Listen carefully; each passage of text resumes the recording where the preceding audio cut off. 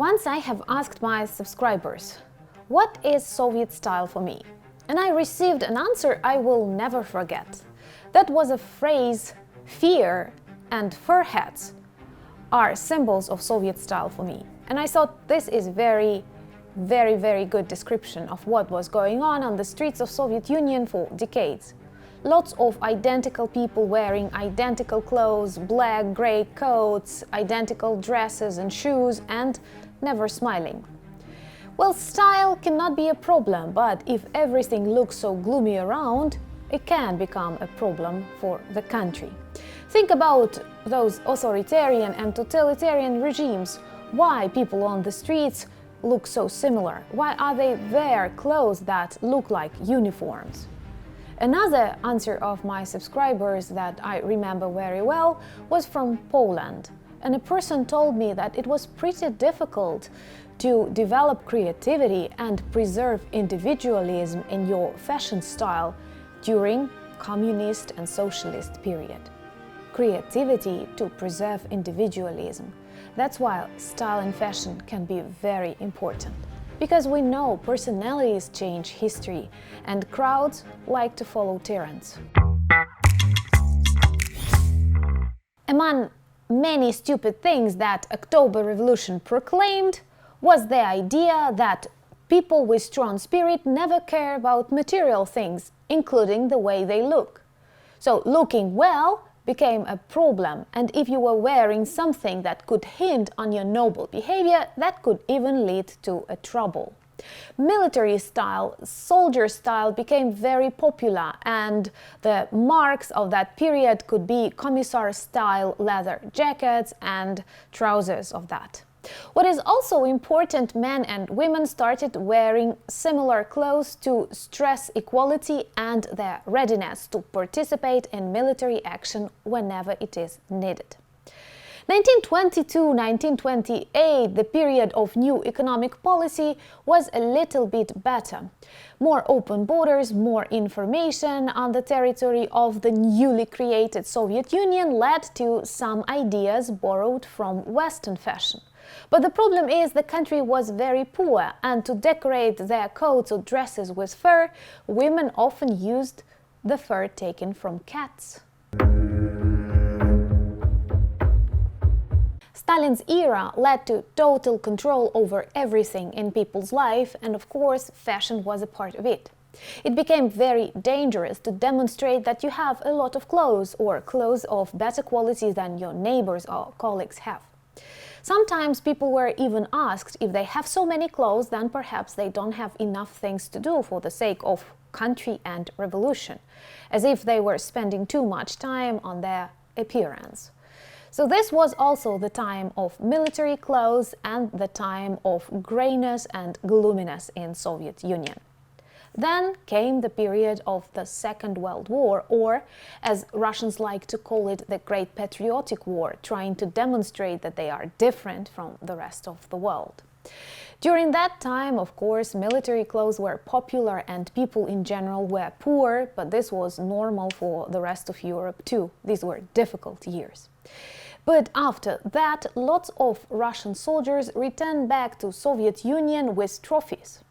The problem is these trophies were not guns or knives taken from Nazi soldiers, but these were nightgowns, dresses and other elements of style looted from Germans' houses.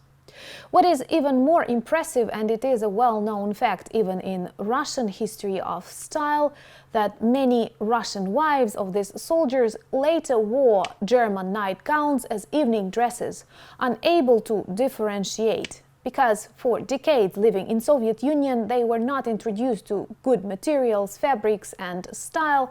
That's why nightgowns seemed like evening dresses for them.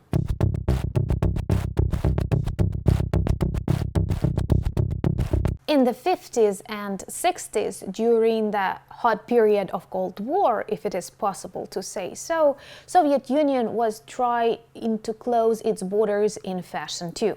And it was advised for various fashion fabrics and other producers not to copy any of Western ideas, not to follow styles from Paris or London, but to create specific models of clothes for Soviet people. They must be very simple, almost primitive, and always very different from the fashion of the West. The very good illustration of this approach is the meeting of Jackie Kennedy with the wife of Nikita Khrushchev.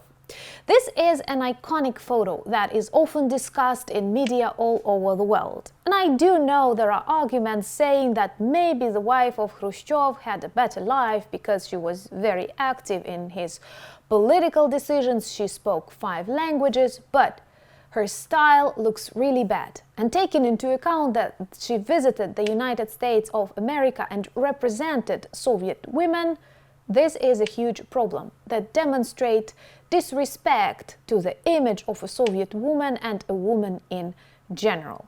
Let me know, what do you think about this photo, and can we judge a person based on his or her style? And I will answer that question the way I think. Of course, we cannot judge people based on their appearance, but the clothes that you choose, your style, also tell a lot about you.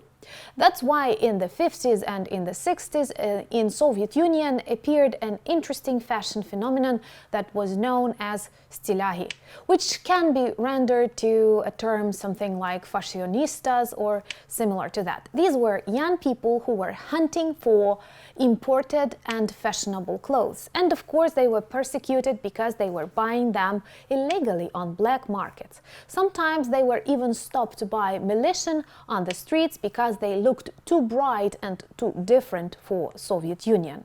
So, for example, jeans or the color of your turtleneck could lead to some problems with militia in Soviet Union. Once again, because it is really bad to be different. The more westwards you traveled within Soviet Union, the better clothes you could find. That's why, once again, the term of rotting West, the idea of rotting West that was so popular in Soviet propaganda, does not seem very realistic. Because many representatives of party elite loved traveling to Riga, for example, to buy better shoes or to buy better coats for their family members. So, to sum it all up, how can we describe Soviet fashion during that long period of the USSR? Well, of course, we may honestly say that fashion does not exist as an industry. The word fashion itself was almost forbidden in Soviet media. Why? Because people were supposed to be focused on their work and the development of communism, but not on the way they look. And the desire to have something interesting, to have something unusual and bright even led to the prostitution tendencies in Soviet society. Why? Nylon stockings were a problem. Various beautiful things were a problem. That's why many inexperienced girls were ready to trade themselves to get it from, for example, foreigners. If you didn't know about that, you can check our myth about intourist. Another thing that I cannot help talking about is a fur hat. Personally, I had one, but children wore them in a different way, so don't worry, I didn't have a classical ushanka. But somehow a fur hat became a symbol of prosperity and success in Soviet Union, and even now in the streets of Russia you can see people wearing them. For me, I have one memory that I try to erase, but it still returns back to me. Many people who were wearing these fur hats and believed that they demonstrate their success continued wearing them inside classrooms, offices, and even while eating. So when a person was chewing, her head was moving together with the movements of its jaws. Style, the feeling of beauty and fashion, was something very alien for the USSR.